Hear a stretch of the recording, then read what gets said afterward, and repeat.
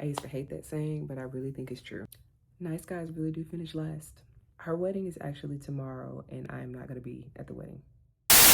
When I tell you life has been throwing me all kinds of curveballs as it relates to art and or aesthetics, it's wild. If I'm being real, it's really been hard for me to like keep going. I'm a little late with posting this YouTube video. I've been having a lot of things going on, and I've been getting hit with a lot of things that's made me feel like I'm so easy to take advantage of. I know some of you may not know, I'm an esthetician and I currently practice doing makeup services and brow services on people. One thing that I will say with every single client, I put my absolute all in it.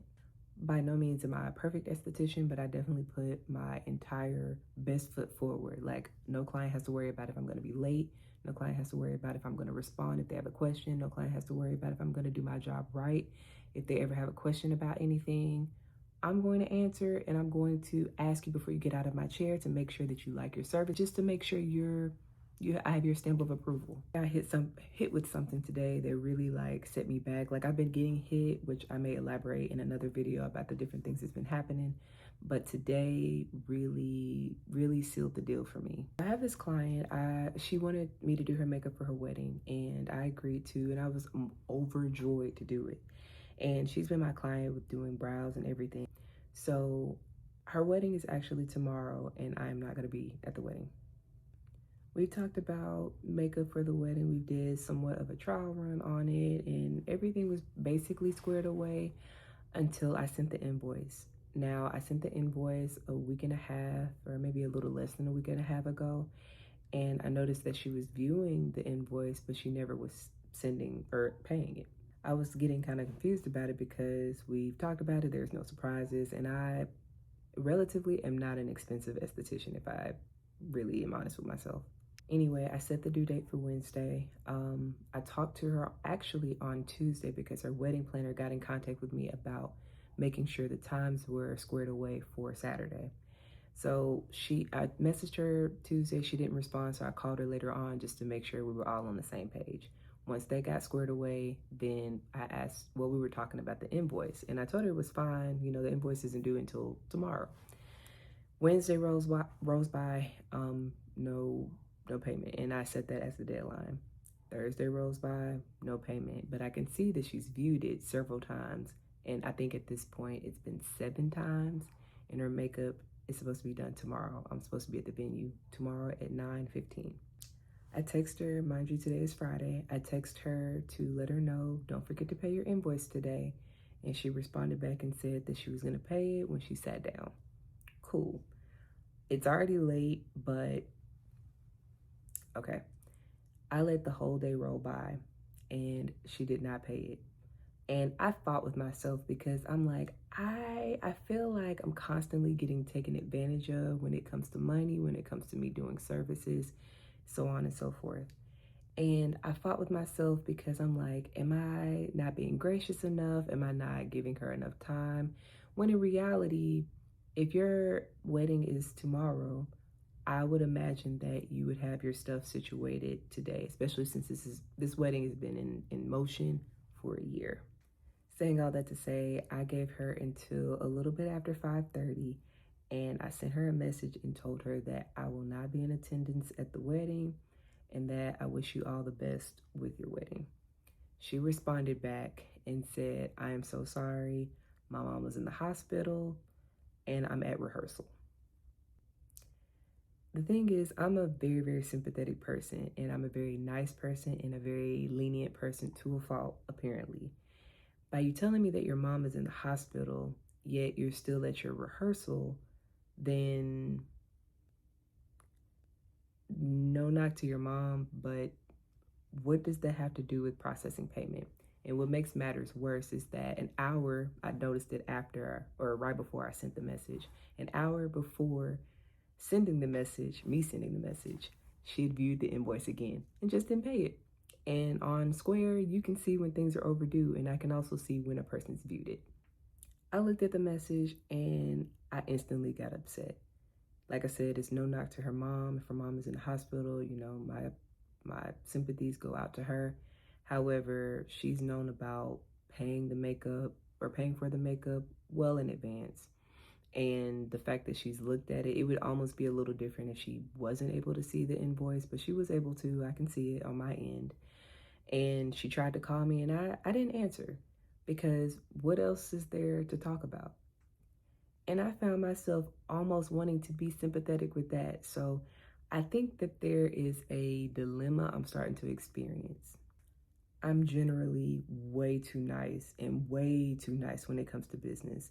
This taught me the lesson of, even though you may know the person, even though the person may know your family, even though the person may be cool with you and hadn't done you any kind of way, that doesn't exempt them from starting to do you that kind of way. That doesn't exempt them from taking advantage a bit. And it almost leads me to believe that, did she have another artist and played it out this way to try to get me to counsel on my own, or what the case may be? I think that regardless of it, it was definitely a situation where she either took advantage of my time, or because I'm so cool about things, that she thought she could just pay me whenever, as though this is not something that's been due for a minute. And honestly, this isn't the first time that's happened. Not with her, but with other people. In general, the lesson of this is that nobody's actually your friend when it comes to business. Actually, anybody can take advantage of you. With that, if I even decide to continue doing aesthetics, which I've been contemplating it for a while, if I decide to continue going forward, I have to make sure that I'm going to always remain professional. I will be nice, but when I tell you I'm going to be so on top of contracts, if you don't have it paid in time, there's a late fee, and if you don't pay it by this time with the late fee, it's canceled. No hard feelings.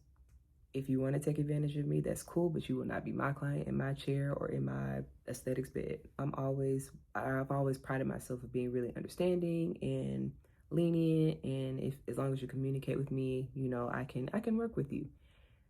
That person has to go. What makes matters worse with this too is that I blocked off my whole Saturday to tend to her wedding, because initially we talked about it being her mom-in-law, and her mom getting their makeup done on that day. So to make sure I had enough time, I blocked off the whole day so it wouldn't be any interference with that. Her mom and her mom-in-law didn't want to pay the full price for the makeup, and because I really did like her, I said, okay, well, I'll discount it. I know if they don't want a whole lot of makeup, I'll discount it to a certain amount. Let me know if this works for them. They ended up not working for them. I had to ask her about that later. So not only did I miss the work for her mom and her mom-in-law, I missed the work out on her because she did not pay. And I had a client that wanted, to do some makeup for this Saturday.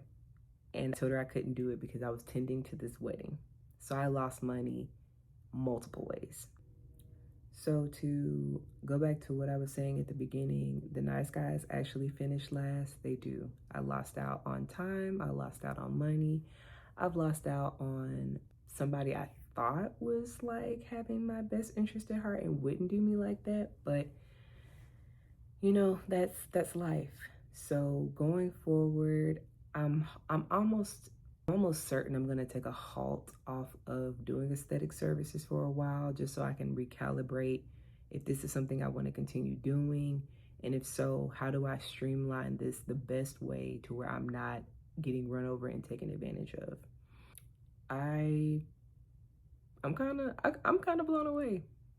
So yeah, I think that I have to operate with a sense of boldness and also a sense of, you're not going to run over me and I'm never going to allow you to. And if that means, in my eyes, coming off not as nice, so be it. And unfortunately, I think I'll have to be like that with friends, clients, and family. I'm getting run over left, right, up, and down. The point of this video is just to record myself shedding off the old me and having to evolve into someone new, because this isn't the only situation that's happened. I've had numerous people that I even considered friends that were clients, and they did me so dirty. I don't like having to hunt people down for money over services I've already done. I don't like the feeling that because I am nice, you feel like you can do whatever. Yeah. I know this is a rather sad video, but I think long term, I'll appreciate myself for making this and even documenting when the change happened for me inside of me. But if you're like me, don't let people take advantage of you. Your work is good enough, your work is valuable enough, and you don't have to tolerate people when they don't appreciate you.